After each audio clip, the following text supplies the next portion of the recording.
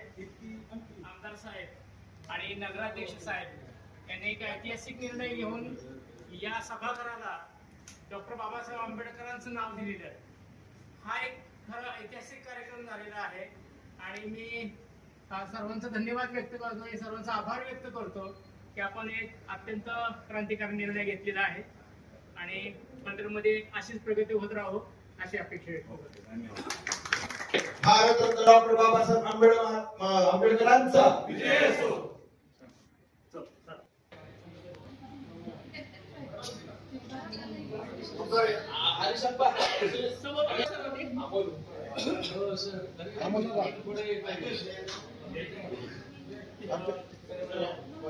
Doctor Babasaheb आंबेडकरांचा विजय असो.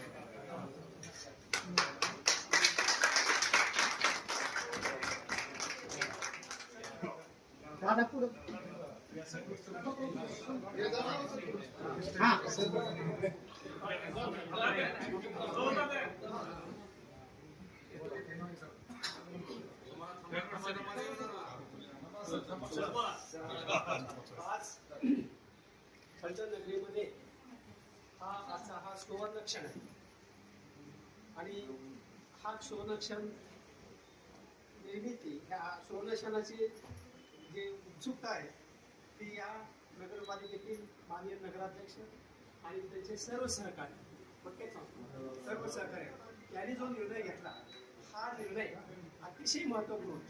आतापर्यंत अशा प्रकारचे कुठलेही निर्णय झाले नाही, परंतु हा जो आज एवढ्या मोठ्या सभागृहाला महात्मा फुलेंचे नाव देण्यात आले हा आपल्या बहुजनांच्या दृष्टिकोनातून अतिशय मौल्यवान हा क्षण आहे आणि ती भूमिका माननीय नगराध्यक्ष आणि त्याच्या सर्व सहकार्याने पार पाडली त्याबद्दल मी समाजाच्या वतीने आभार मानतो. धन्यवाद.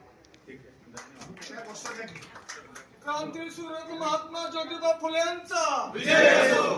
डॉक्टर बाबासाहेब आंबेडकरांचा विजय असो.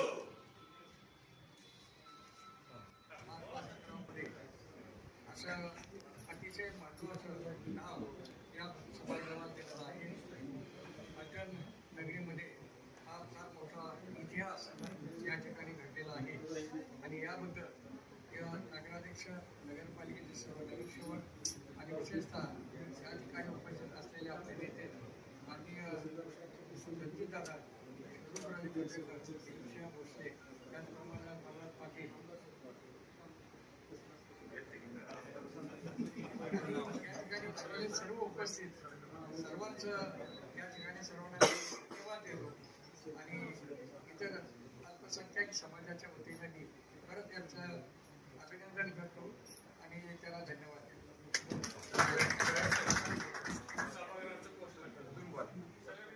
नगरपालिका म्हणून ओळखत होतो पण त्याला आता नामांतरण झाले आज छत्रपती शिवाजी महाराज भवन अशा पद्धतीचं आपण नाव. छत्रपती शिवाजी महाराज की जय. डॉक्टर बाबासाहेब आंबेडकरांचा विजय असो. क्रांतीसूर्य महात्मा ज्योतिबा फुलेंचा विजय असो.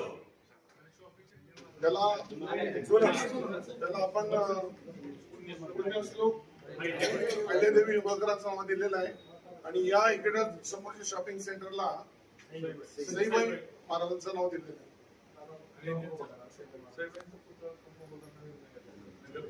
लवकरच नगरपालिकेच्या वतीने सईबाई महाराजांचा पुतळा या ठिकाणी उभा करण्यात येणार आहे.